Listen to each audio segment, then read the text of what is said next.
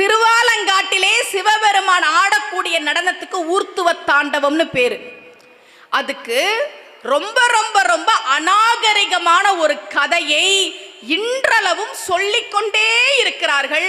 சாமி கும்பிடுற பெண்களே அப்படிதான் சொல்றாங்க.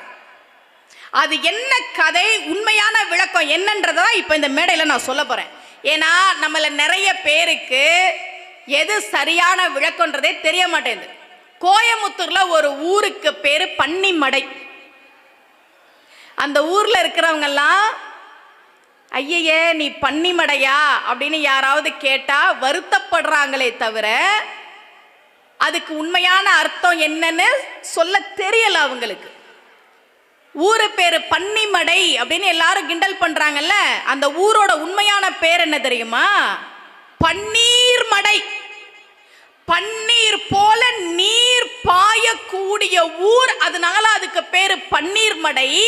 அத பன்னிமடைன்னு இன்னைக்கு மாத்திட்டாங்க. நீ பன்னிமடையா நீ பன்னிமடையான்னு யாராவது கிண்டல் பண்ணா இவங்க அவமானமா நினைக்கிறாங்களே தவிர என் ஊரு பன்னிமடை இல்லடா, அது பன்னீர் மடைன்னு சொல்ல தெரியல. ஏன்? அவங்களுக்கே அந்த ஊரின் பெருமை தெரியல. அதே மாதிரிதான் ஊர்த்துவ தாண்டவத்தை பற்றி ஒரு தவறான கதை பரவிக்கொண்டிருக்கிறது. உண்மையான விளக்கம் யாருக்கும் தெரியல. பெரியோர்கள் இருக்க இந்த சபையில் இன்னைக்கு நான் விளக்கம் கொடுக்கிறேன். உங்களால எத்தனை பேர்கிட்ட இதை கொண்டு போய் சேர்க்க முடியுமோ சேர்த்துருங்க.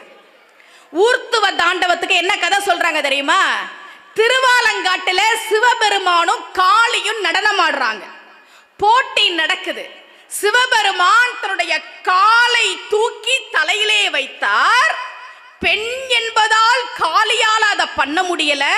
அதனால் அவள் வெட்கப்பட்டு நாணி நின்றாள். இதுதான் ஊர்த்துவ தாண்டவம்ன்ற ஒரு கதையத்தான் சாமி கும்பிடுறவங்களே சொல்றாங்க. சிவபெருமான் அப்படி செய்வாரா?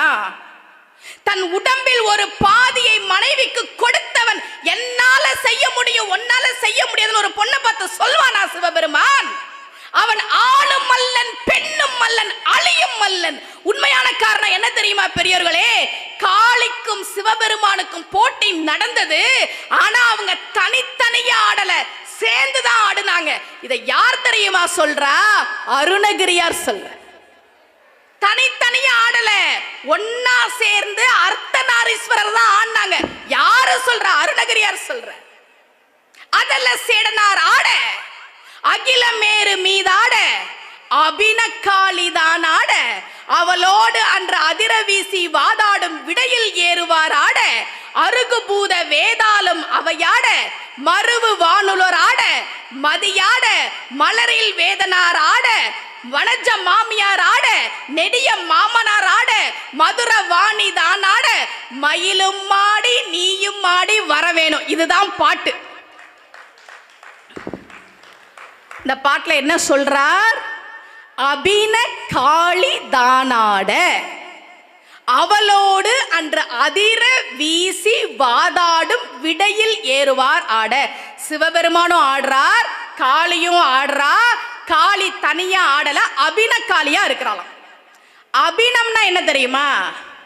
சேர்ந்தே இருப்பதற்கு பெயர் தான் அபினம். அபினம்னா என்னன்னா சேர்ந்தே இருக்கிறது. இப்ப கோவில்ல ஒரு சிலை தனியா வந்துருச்சுன்னு வச்சுக்கோங்க, பின்னம் ஆயிருச்சுன்னு சொல்லுவோமா? சிலை உடஞ்சு போயிருச்சு, தனியா வந்துருச்சுன்னா என்ன சொல்றோம்? பின்னம் ஆயிருச்சுன்னு சொல்றோம். அபினம்னா சேர்ந்தே இருப்பது, பின்னம்னா பிரிஞ்சே இருப்பது. அருணகிரியார் சொல்றார், சிவபெருமானும் காளியும் நடனம் ஆடுனாங்க. ஆனா தனித்தனி உருவமா ஆடல, அவள் அபினக்காளியாக சேர்ந்தே ஆடினாள். எவ்வளவு ஆபாசமா அநாகரிகமா ஒரு கதையை நம்ம தெய்வங்களை பத்தி நாமளே அறியாமல சொல்லிட்டு இருக்கோம். உண்மையான அர்த்தம் என்ன தெரியுமா? சிவபெருமானும் காளியும் சேர்ந்து ஆடிய போது கால்ல வந்து ஒருத்த உளுந்தான்.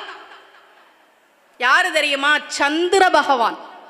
ஐயோ நான் தெரியாம தப்பு பண்ணிட்டேன் சிவபெருமான் கால்ல வந்து விழுந்தான். காளியும் சிவபெருமானும் சேர்ந்து ஆடிக்கிட்டு இருக்காங்க. அவன் கால்ல சந்திர பகவான் வந்து விழுந்த உடனே அவனை அப்படியே தூக்கி தன் தலையில் வைத்தாராம் சிவபெருமான். காளி பார்த்தா, உன் கால்ல விழுந்தவனை தலையில தூக்கி வைக்கிறியப்பா, இதை நான் கூட செய்ய மாட்டேன் என்று ஒதுங்கி நின்றாள். இதுதான் உண்மையான கதை. சிவபெருமான் தன் காலில் விழுந்தவர்களை தலையில் தூக்கி வைப்பான்.